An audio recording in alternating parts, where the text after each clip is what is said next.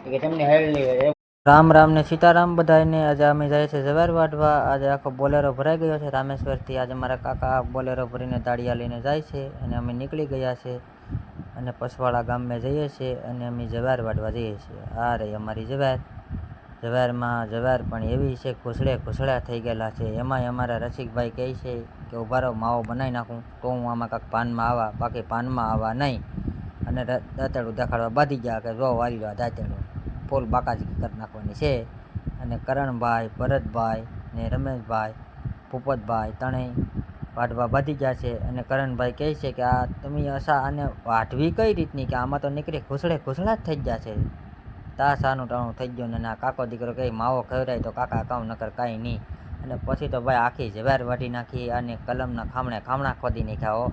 મૂત્યાની ફૂલ બાકાજી કરી નાખી હો આખા દીમાં। એટલી વાત સાંભળીને દાદા રસિકભાઈ શરમાઈ ગયા, જોવો તો કઈ રીતના શરમાણ। અને કાકા કહેતા હતા કે ગાડી ઘેર લેતા જાય, એટલે અમે લઈને નીકળી ગયા અને રામેશ્વર પહોંચાડવાના છે। અને 5મા ગેરમાં નાખીને ઉપાડીને રામેશ્વર ઉગાડી દીધી ગાડી। રામેશ્વરના પાટીએ પહોંચી ગયા અને બધાને મજા આવે લાઈક કરજો।